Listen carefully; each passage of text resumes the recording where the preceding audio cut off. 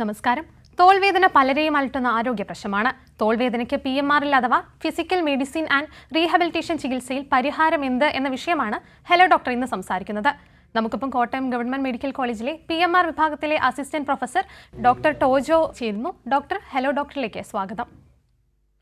Doctor, ആദ്യം തന്നെ തോൾവേദനയ്ക്കുള്ള പ്രധാന കാരണങ്ങൾ എന്തെല്ലാം രോഗലക്ഷണങ്ങൾ എന്തെല്ലാമാണ്? തോൾവേദന ഓരോ പ്രായത്തിലും തോൾവേദനയുടെ കാരണങ്ങൾ വ്യത്യസ്തമാണ്. അതുപോലെ തന്നെ പെട്ടെന്നുണ്ടാകുന്ന തോൾവേദന ഉണ്ട്.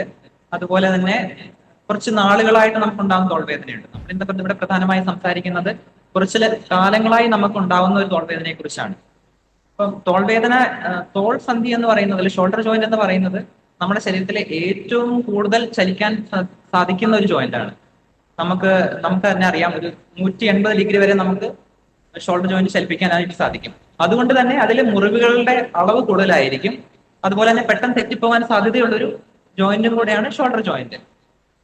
അപ്പൊ വേദനയുടെ കാരണങ്ങളെ കുറിച്ച് നമ്മൾ പറയുമ്പോൾ എന്താണ് ഷോൾഡർ ജോയിന്റ്, എങ്ങനെയാണ് ആ സന്ധി എങ്ങനെയായി ഉണ്ടായിരിക്കുന്നതെന്നും കൂടെ നമ്മൾ അറിയേണ്ടതുണ്ട്.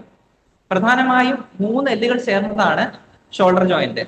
നമ്മുടെ മുമ്പിൽ നമ്മൾ പറയുന്ന കോളർ ബോൺ എന്ന് പറയുന്ന ക്ലാവിക്കിൾ, നമ്മുടെ തോൾപ്പലക എന്ന് പറയുന്ന സ്കാപ്പുല, അത് കൂടാതെ തന്നെ നമ്മുടെ കൈയുടെ മുകൾ ഭാഗത്തെ ഹ്യൂമറസ്.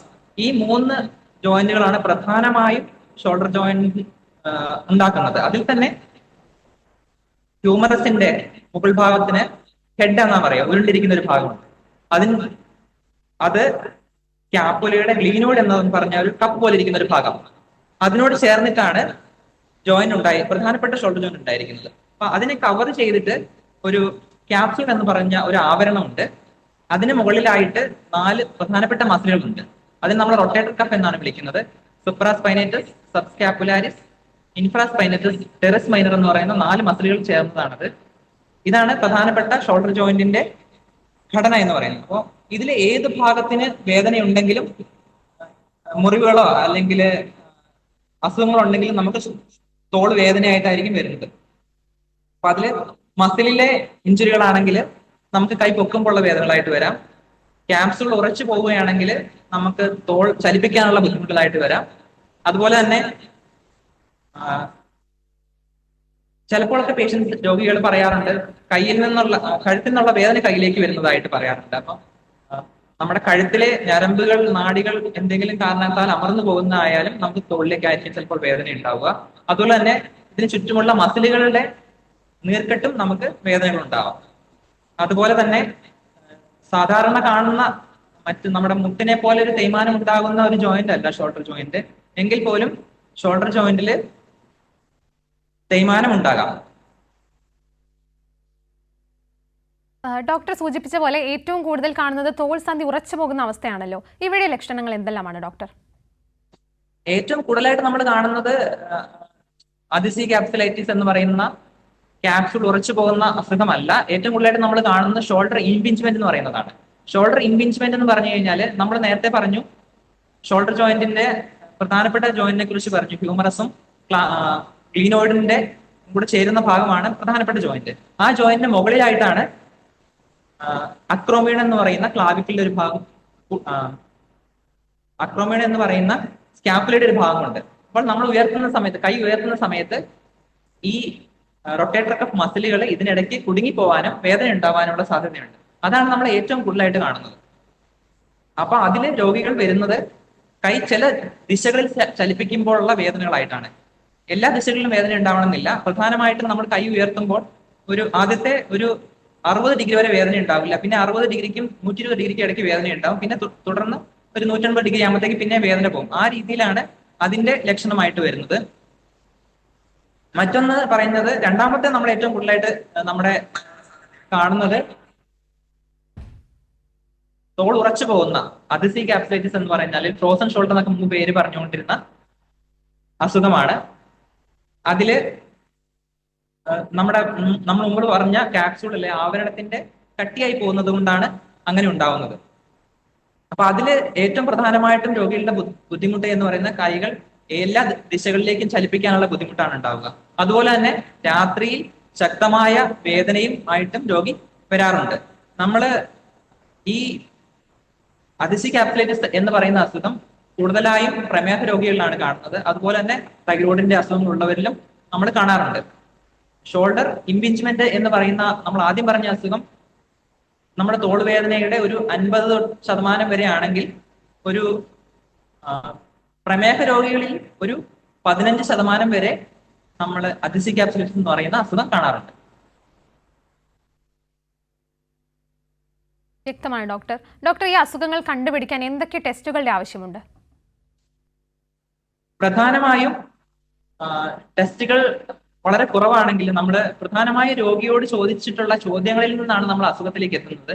കൃത്യമായി രോഗിയോട് ചോദിക്കുക, എത്ര നാളായി വേദനകൾ തുടങ്ങിയിട്ട്, എവിടേക്കാണ് വേദനയുള്ളത്, രാത്രികളിൽ വേദനയുണ്ടോ, എങ്ങനെയൊക്കെ ചലിപ്പിക്കുമ്പോഴാണ് വേദനകൾ, തുടങ്ങിയ കാര്യങ്ങളിൽ ആണ് പ്രധാനമായിട്ടും നമ്മൾ രോഗിയോട് ചോദിക്കേണ്ടത്. അതുകൂടാതെ അതിനോടൊപ്പം തന്നെ രോഗികളെ നമ്മൾ പരിശോധിച്ച് നോക്കാറുണ്ട്.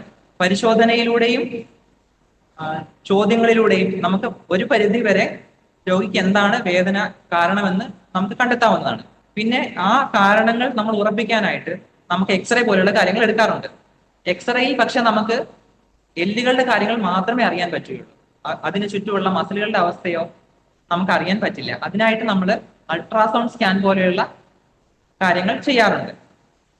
മാത്രമല്ല, നമ്മൾ മുമ്പ് പറഞ്ഞല്ലോ, തോളിന്റെ തേയ്മാനത്തിനെ കുറിച്ചും കാര്യങ്ങളും പറഞ്ഞല്ലോ. തോളിന്റെ തേയ്മാനം ഉണ്ടാവാൻ ഒരു കാരണം എന്ന് പറയുന്നത് നമ്മുടെ മുട്ടിനുണ്ടാവുന്ന തേയ്മാനം പോലെയല്ല. കൂടുതലായിട്ട് റുമറ്റോയിഡ് വാദങ്ങളൊക്കെ ഉള്ള രോഗികളിലാണ് തോളിന്റെ വേദന നമ്മൾ കൂടുതലായിട്ട് തേയ്മാനം കൂടുതലായിട്ട് കാണാറുള്ളത്. അപ്പൊ അങ്ങനെയുള്ള കാര്യങ്ങൾ ഉണ്ടോ എന്ന് അറിയാനായിട്ട് ESR പോലെയുള്ള ചികിത്സകൾ, ടെസ്റ്റുകൾ നമുക്ക് ചെയ്ത് നോക്കാറുണ്ട്. Blood count, complete blood count ചെയ്യാനുണ്ട്.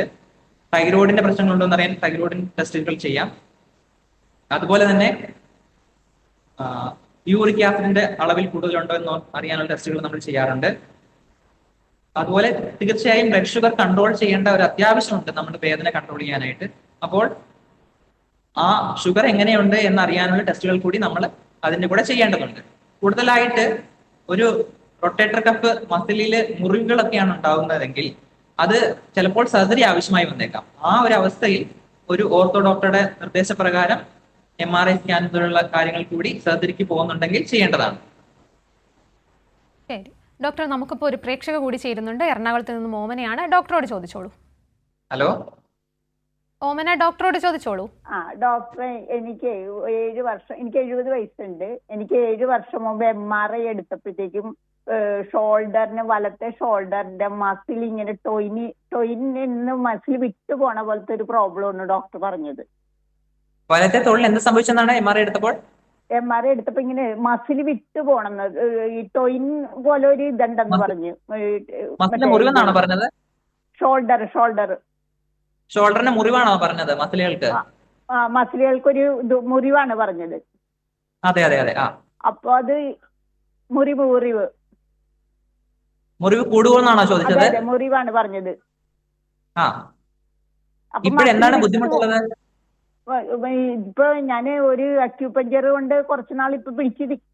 അതെ, ഞാൻ അക്യൂപഞ്ചർ പോലെ ഒരു ഇത് ചെയ്തുകൊണ്ടിരിക്കുകയായിരുന്നു. ഇപ്പൊ രാത്രിയൊക്കെ ഭയങ്കര വേദനയാണ്. ഓക്കെ. അപ്പൊ നമ്മളത് ഞാൻ പറയട്ടെ, അത് ആദ്യമായിട്ട് അന്ന് ചിലപ്പോൾ മുറിവുകളായിരിക്കും, ചെറിയ മുറിവുകളായിരിക്കും ഉണ്ടാവുക. പ്രത്യേകിച്ച് നമുക്ക് പ്രായമാകുമ്പോൾ നമ്മുടെ മസില് പിന്നിപ്പോവാൻ സാധ്യതയുണ്ട്. പെട്ടെന്ന് മുറിവുകൾ വരാനുള്ള സാധ്യതകളൊക്കെ കൂടുതലാണ്. അപ്പൊ അന്ന് നമ്മൾ ചിലപ്പോൾ അത് മാത്രമേ ഉണ്ടായിരിക്കുള്ളൂ. പക്ഷെ അത് കാരണം നമുക്ക് ചില ദിശകളിൽ നമ്മൾ അനക്കുന്നത് ബുദ്ധിമുട്ടായതുകൊണ്ട് നമ്മൾ തോൾ അനക്കുന്നത് കുറയും. അപ്പൊ അങ്ങനെ നമ്മൾ തോൾ അനക്കുന്നത് കുറയുമ്പോൾ നമ്മൾ ആദ്യം പറഞ്ഞില്ലേ, അഥീസിക് ക്യാപ്സുലൈറ്റിസ് എന്ന് പറയുന്ന അസുഖം വരാം. അപ്പൊ നമ്മൾ തോൾ എല്ലാ ഡയറക്ഷനിലും അനക്കാനുള്ള ബുദ്ധിമുട്ടും ഉണ്ടാവും. രാത്രി ഇതുപോലെ ശക്തമായ വേദനയും ഉണ്ടാവും.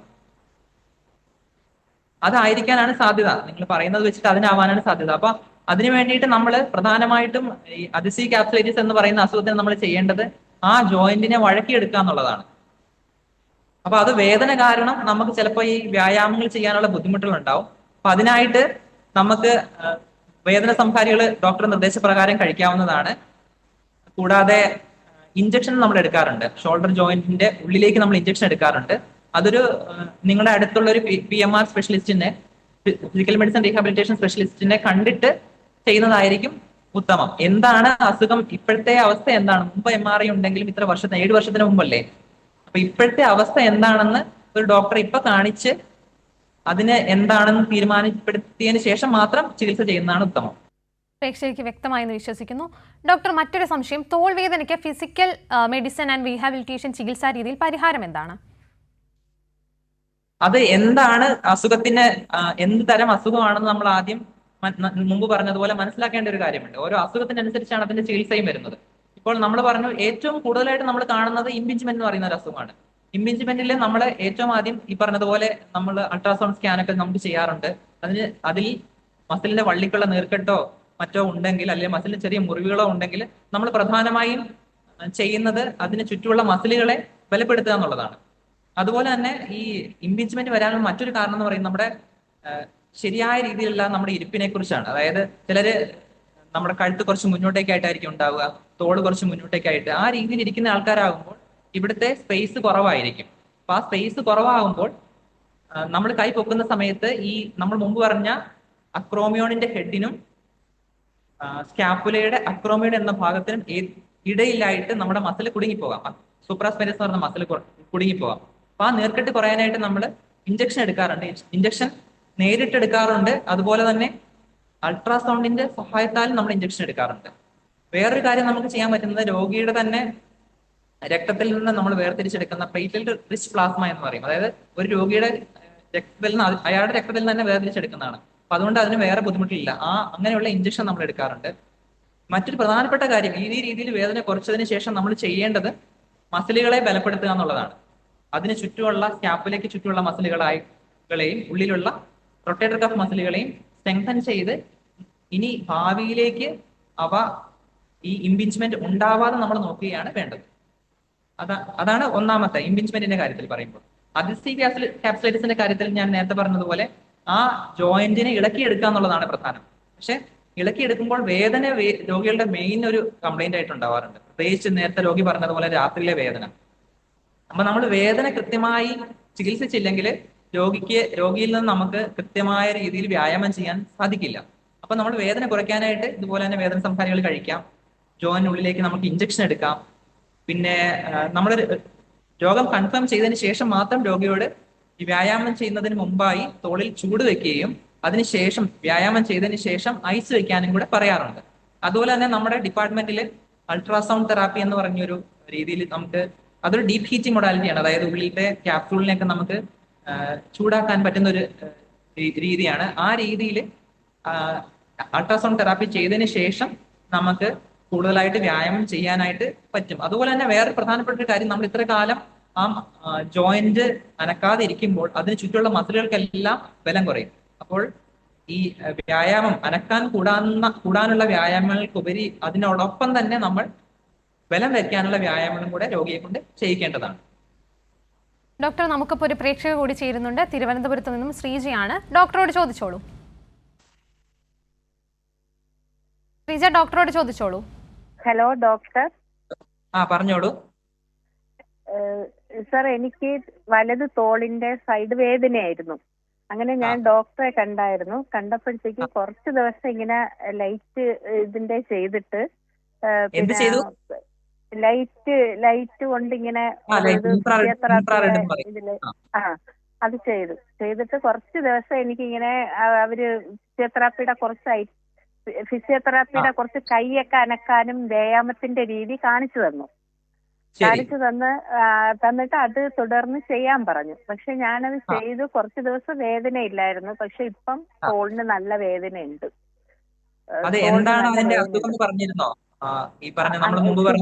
അപ്പൊ ഡോക്ടറെ കാണിച്ചപ്പോ ഷുഗർ ഉള്ളത് കൊണ്ടാണ് അങ്ങനെ വന്നത്. ഞാൻ ഷുഗർ ഉള്ള ആളാ. അപ്പൊ ഷുഗർ ഉള്ളത് കൊണ്ടാണ് അങ്ങനെ വരുന്നത് എന്ന് പറഞ്ഞു.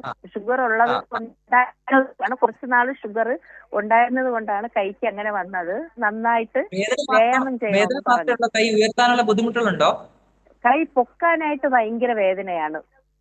കൈ ഉയർത്താനായിട്ട് വേദനയാണ്. ബുദ്ധിമുട്ടുണ്ടോ? പിടുത്തം പോലെയുണ്ട് കൈക്ക്? പിടുത്തം പോലെയുണ്ട്. പൊക്കുമ്പോ വേദനയുണ്ട്, സൈഡിലോട്ട് മാറ്റുമ്പോഴും വേദനയുണ്ട്. ശരി ശരി.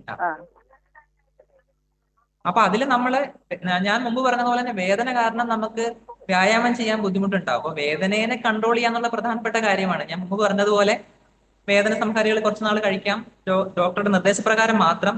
അതിൽ കുറയുന്നില്ലെങ്കിൽ നമ്മൾ തോളിലേക്ക് ഇഞ്ചക്ഷൻ എടുക്കാൻ, പ്രമേഹം ഉള്ള ആളാണെങ്കിൽ പോലും ഷുഗർ നല്ല കൺട്രോൾ ആണെങ്കിൽ നമുക്ക് ഇഞ്ചക്ഷൻസ് എടുക്കാൻ പറ്റുന്നതാണ്. ആ രീതിയിൽ വേദന കുറയ്ക്കുകയും അതിനോടൊപ്പം തന്നെ നമ്മൾ വ്യായാമം ചെയ്യുകയും വേണം. വ്യായാമം ചെയ്യുമ്പോൾ ഇങ്ങനെ കയറ് കെട്ടിയിട്ട് ഇങ്ങനെ മുകളിലോട്ടും താഴോട്ടും ഉള്ള ഒരു വ്യായാമം പറഞ്ഞായിരുന്നു. അപ്പൊ അത് കണ്ടിന്യൂസ് ചെയ്യാൻ പറഞ്ഞിട്ടുണ്ടായിരുന്നു എൻ്റെ അടുത്ത്. അത് ഞാൻ ചെയ്തിട്ടില്ല. ബാക്കി ഇങ്ങനെ ദിവസവും ഇങ്ങനെ ചെറുതായിട്ട് ചെയ്യും. പക്ഷെ അങ്ങനത്തത് അവിടെ പോയി ചെയ്തപ്പോൾ അവിടെ അതിനുള്ള സൗകര്യം ഉണ്ടായിരുന്നു. അവിടെ പോയി ചെയ്തപ്പോൾ എനിക്ക് നല്ല കുറവുണ്ടായിരുന്നു. കൈ പൊക്കാൻ പറ്റുമായിരുന്നു. അതെ അതെ അതെ. അത് നമ്മുടെ ഡിപ്പാർട്ട്മെന്റിലാണെങ്കിലും ഫിസിയോതെറാപ്പി ഉണ്ട്, അല്ലെങ്കിൽ ഒക്യുപേഷണൽ തെറാപ്പി ഒക്കെ ചെയ്യുന്നുണ്ട്. അപ്പൊ അതിലാകുമ്പോൾ നമ്മൾ ഒരാളുടെ മേൽനോട്ടത്തിൽ, നമ്മുടെ ഫിസിയോതെറാപ്പിസ്റ്റിന്റെ മേൽനോട്ടത്തിൽ ചെയ്യുമ്പോൾ നമ്മൾ കുറച്ചുകൂടെ നന്നായിട്ട് ചെയ്യും.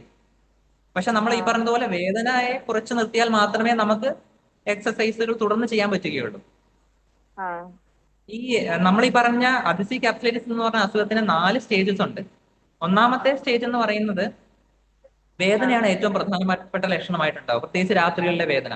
രണ്ടാമത്തെ സ്റ്റേജിൽ നമ്മൾ ആ സ്റ്റേജിൽ നമ്മൾ അസുഖത്തിനെ ചികിത്സിക്കുന്നില്ലെങ്കിൽ അത് രണ്ടാമത്തെ സ്റ്റേജിലേക്ക് പോകും. രണ്ടാമത്തെ സ്റ്റേജ് എന്ന് പറയുന്നത് വേദനയോടൊപ്പം തന്നെ കുറച്ച് പിടുത്തം കൂടെ വരുന്നതാണ്. അതിലും കൺട്രോൾ ആയില്ലെങ്കിൽ മൂന്നാമത്തെ സ്റ്റേജിലേക്ക് പോകും. മൂന്നാമത്തെ സ്റ്റേജ് എന്ന് പറയുന്നത് വേദന തീരത്ത് കുറയുകയും പക്ഷെ കൈ അനക്കാനുള്ള ബുദ്ധിമുട്ടുകൾ കൂടുതലുമായിരിക്കും.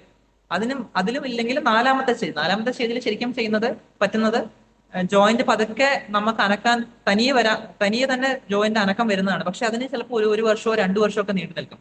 അതുകൊണ്ടാണ് നമ്മൾ കൃത്യമായ ചികിത്സയിലൂടെ അതിനെ നമ്മൾക്ക് ബുദ്ധിമുട്ടില്ലാത്ത രീതിയിലേക്ക് കൊണ്ടുവരേണ്ടത്.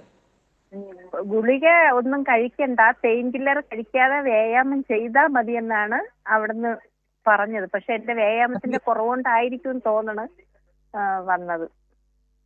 തീർച്ചയായും ഞാൻ പറയുന്നത് മുമ്പ് പറഞ്ഞ പോലെ തന്നെ വേദനയെ നമ്മൾ കൺട്രോൾ ചെയ്താൽ മാത്രമേ, അതാണ് ഏറ്റവും വലിയൊരു പ്രശ്നം.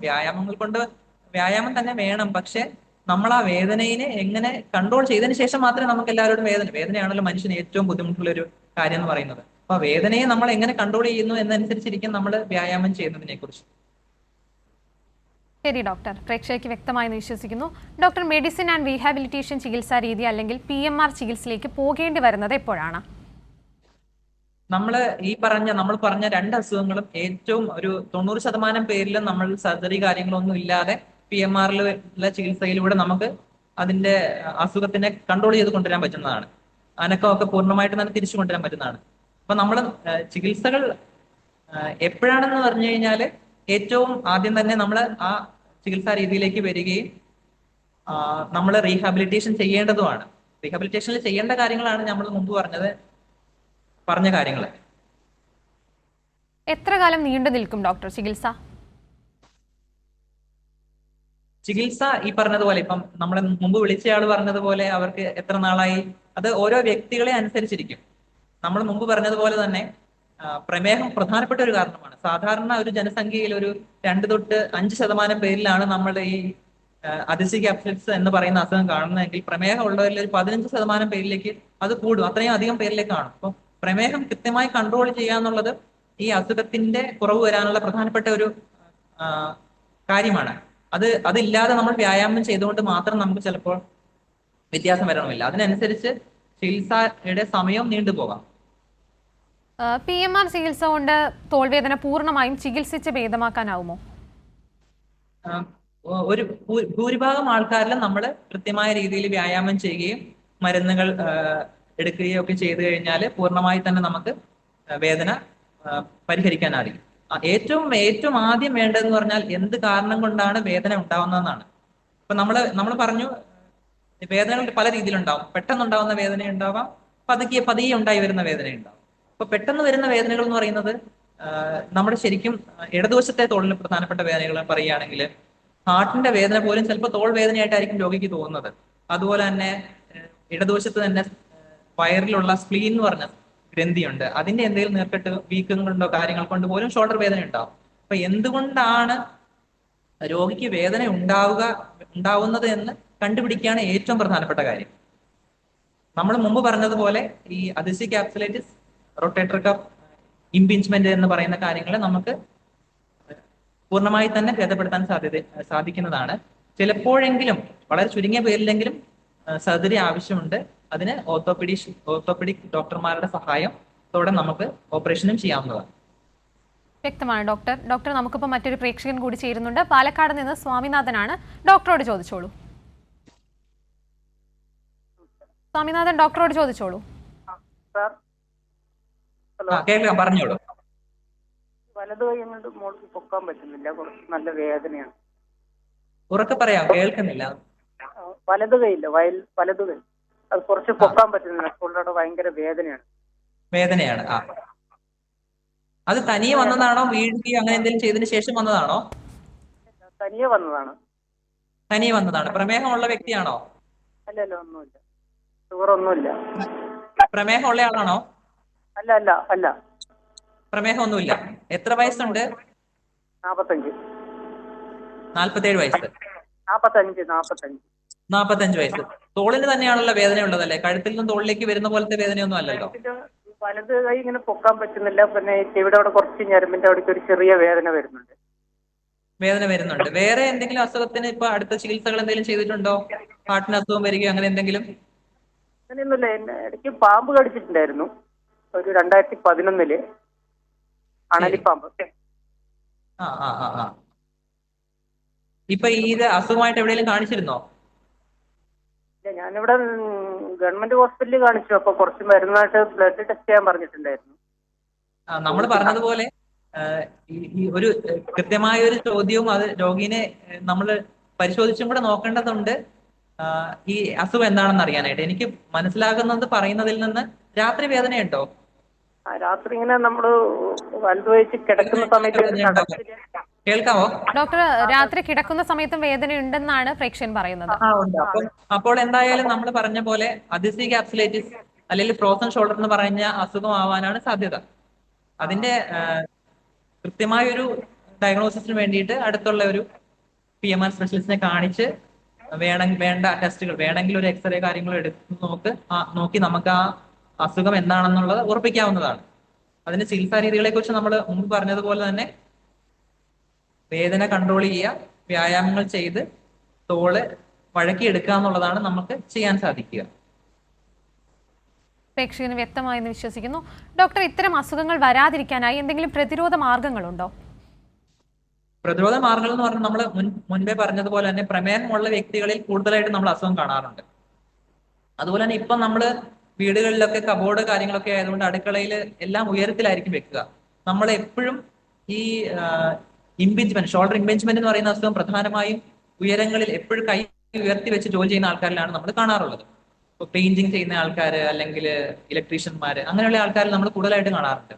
അപ്പൊ അതുപോലെ തന്നെ ഈ കബോർഡിൽ നിന്ന് എപ്പോഴും സാധനങ്ങൾ എടുക്കുകയും വെക്കുകയും ഒക്കെ ചെയ്യുമ്പോൾ കൂടുതൽ മുറിവുകൾ വരാനുള്ള സാധ്യതയുണ്ട്. അപ്പൊ നമ്മൾ എപ്പോഴും എടുക്കുന്ന സാധനങ്ങൾ താഴേക്ക് എടുത്ത് വെക്കുകയാണെങ്കിൽ നമുക്ക് ഒരു പരിധി അത് കുറയ്ക്കാൻ പറ്റും. അതുപോലെ തന്നെ നമ്മൾ പ്രായമാകുന്ന സമയത്ത് ചെറിയ വെയിറ്റ് എടുക്കുകയോ ഒക്കെ ചെയ്യുന്നാൽ പോലും ചിലപ്പോൾ തോളിലെ മസിലുകൾക്ക് മുറിവുകളുണ്ടാവും.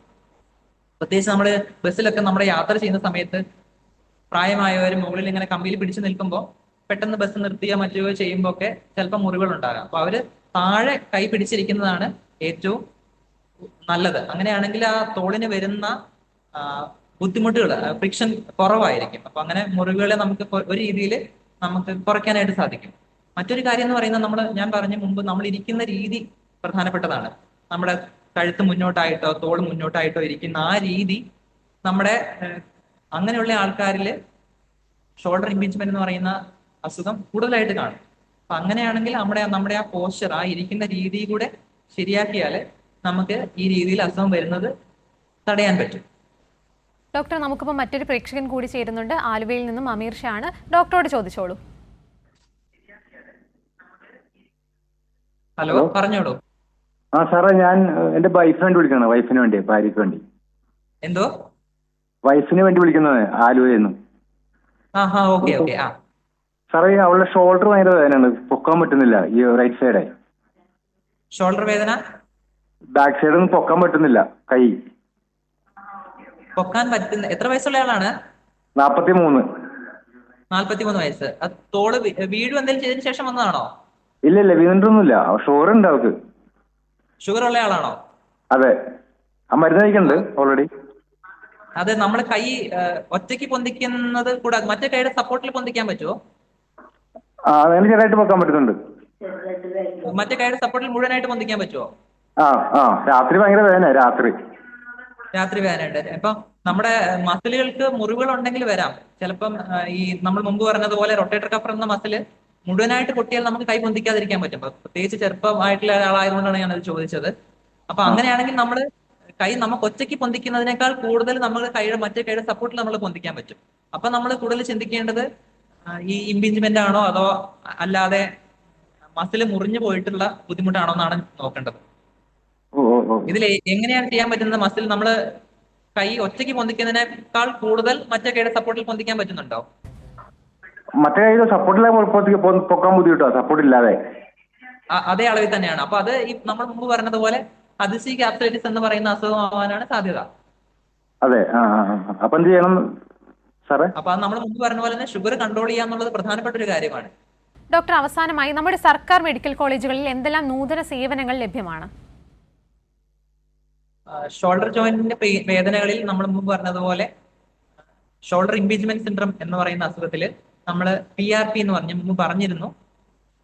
പ്ലേറ്റിൽ റിച്ച് പ്ലാസ്മ എന്നാണ് അത് പറയുന്നത്. അത് നമ്മൾക്ക് ഇവിടെ എടുക്കാൻ പറ്റുന്നതാണ്. അതുപോലെ തന്നെ നമ്മൾ ഇഞ്ചക്ഷന്റെ കാര്യം പറഞ്ഞു. ഇഞ്ചക്ഷൻ നമ്മൾ നേരിട്ട് എടുക്കാൻ പറ്റും. അതുപോലെ തന്നെ അൾട്രാസൗണ്ട് എന്ന് പറഞ്ഞ മിഷന്റെ സഹായത്തോടെ, അതാകുമ്പോൾ നമ്മൾ കുറച്ചുകൂടെ കൃത്യമായും ബുദ്ധിമുട്ടുള്ള കാര്യങ്ങളിലൊക്കെ നമ്മൾ ആ രീതിയിലാണ് ചെയ്യുന്നത്. ആ രീതിയിൽ നമുക്ക് കൂടുതൽ കൃത്യമായ രീതിയിൽ ഇഞ്ചക്ഷൻ എടുക്കാനുള്ള സൗകര്യം നമുക്ക് ലഭ്യമാണ്. ശരി ഡോക്ടർ, ഇന്നത്തെ ഹലോ ഡോക്ടറിന്റെ സമയം ഇവിടെ അവസാനിച്ചിരിക്കുകയാണ്. തോൾ വേദനയെക്കുറിച്ചും അതിനുള്ള നൂതന ചികിത്സാ മാർഗങ്ങളെക്കുറിച്ചുമാണ് ഇന്ന് ഹലോ ഡോക്ടറിൽ ചർച്ച ചെയ്തത്. ഡോക്ടർ ടോജോ ആണ് ഇന്ന് നമുക്കൊപ്പം അതിനായി ചേർന്നത്. ഹലോ ഡോക്ടറിന്റെ ഇന്നത്തെ സമയം ഇവിടെ അവസാനിപ്പിക്കുന്നു. നന്ദി, നമസ്കാരം.